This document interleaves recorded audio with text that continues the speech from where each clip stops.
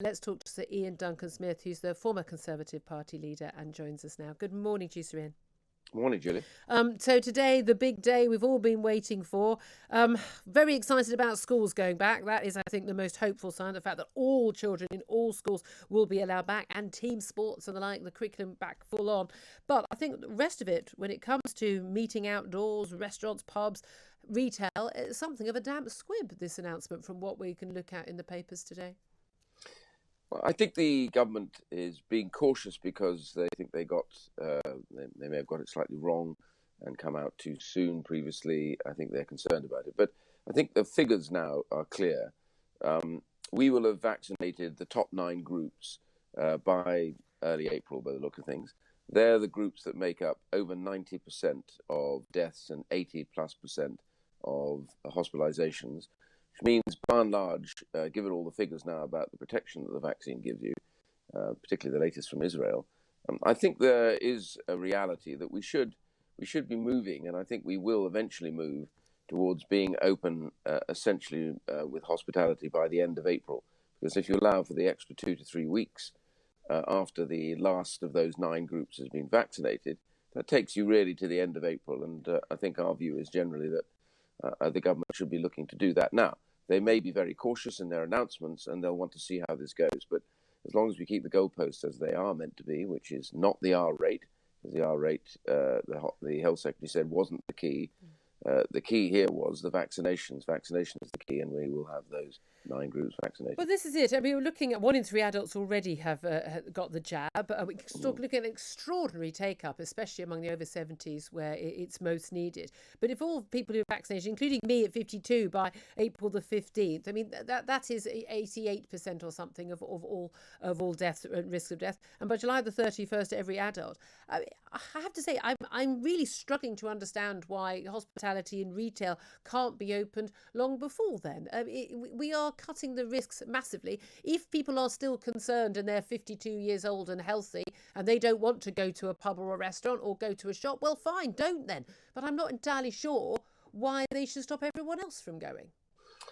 Yeah, I think the key phrase I think was used was about keeping, so the health service manages that they're not again overcome, and that's what they're looking at now, which is how do they ensure that the health service doesn't become overcome in terms of numbers going through it, and that's where the caution comes. But I think I'm pretty certain, as Matt Hancock said yesterday on the MAR program, he said quite clearly that actually the numbers now are plummeting because of the vaccine. The vaccine figures are now coming into play, and they are definitely plummeting.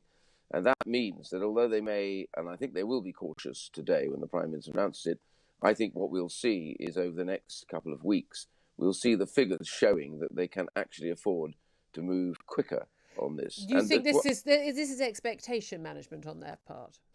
Almost certainly. Again, the government's learnt one thing. You've got to be very careful, because if you tell the public it's all going to be okay, and within limited time, I think their fear is that the public will take this into their own hands and start meeting at home and everything else. The key factor that the evidence produces now is that the greatest level of infections was when people met in their homes originally. It wasn't actually, as actually Valence admitted, it wasn't because they were at pubs, because the pubs and restaurants, by and large, were very well run, and you were not allowed to sit other than family groups, and you were not allowed to sit too close to each other. And of course, the police can monitor that, because they only have to walk into a pub and see if anything's going wrong, and they can shut it down. You can't do that really with their family at home. Yeah.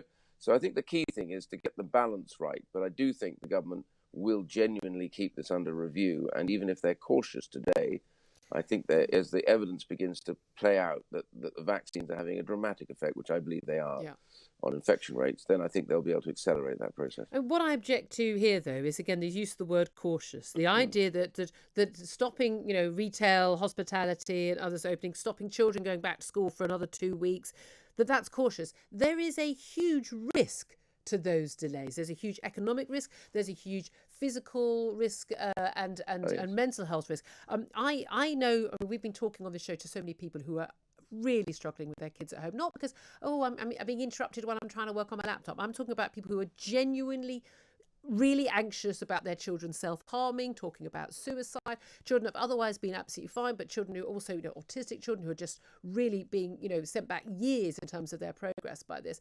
But I now know. I know adults and children right now, people of my acquaintance who are, they are doing just fine on the surface. Their income isn't hit. Their jobs are fine. The children are getting lessons every day. Everyone's physically, mentally well. They are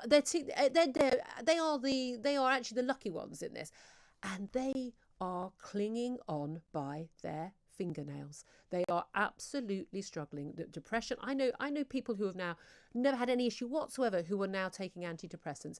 I am absolutely terrified that even a few more weeks of this for schools, and as we're looking at a few more months for many other people going back to work, that so much more damage is going to be done in that time, and that the government's very glib about it. Oh, it's only a couple more months.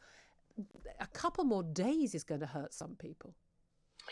Yes, I mean, what you say is absolutely true. Of course, as you know, I've been concerned about this for some time. But I think when I use the word caution, I think caution in terms of how quickly they can unlock.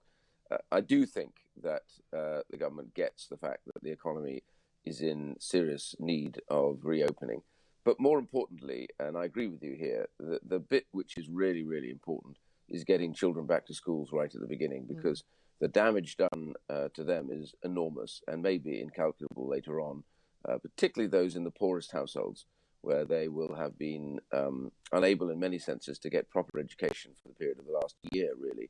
And this is a big, big deal, and it affects their parents too. Many of their parents from those backgrounds themselves have to go out to work because there's no other option for them. They can't work from home because the work they do is important. And finally, of course, a lot of the work that they may be doing may be in the hospitality business, and they're not able to do it. So I am one of those that wants to encourage the government, whilst I understand their need for caution in the roadmap, to take the evidence as it comes to them and make the changes necessary to accelerate that opening. I really do think that hospitality needs to be open pretty soon. It's such a big employer. Indeed. Let's talk about legislation, though, because we're told you 8th of March schools go back, 29th of March. This is what's been leaked to the papers. But again, the government hasn't been sort of, denying any of this stuff so far.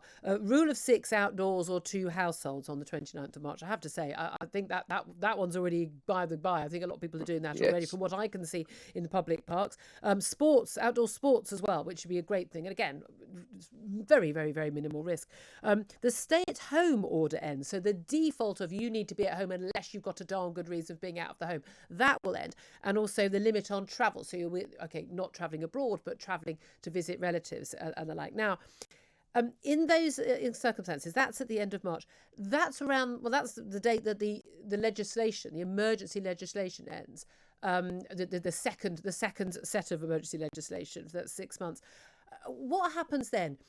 The government to keep restaurants and pubs closed, and universities and hairdressers, and banning us from travelling abroad. At that point, that legislation fails.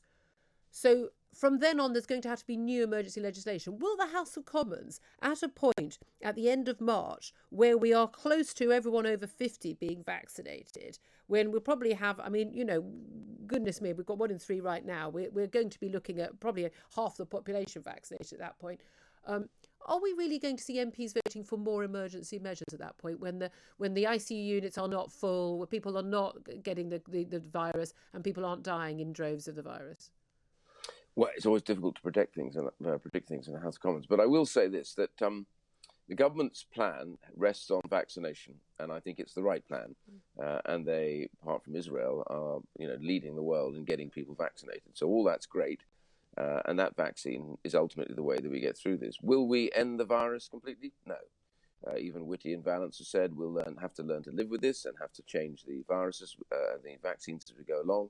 So all that's clear and evidence. I think come the end of March, what the House of Commons will look at very carefully is what now is the evidence for the need to do anything further, or could we and should we now accept the fact that these vaccines are having a big effect. As I say yesterday, Hancock's talking about the plunging figures, and he's right. The vaccines are beginning to have a significant effect. By the end of March, you would expect that effect to be so apparent that it's almost impossible to ignore it.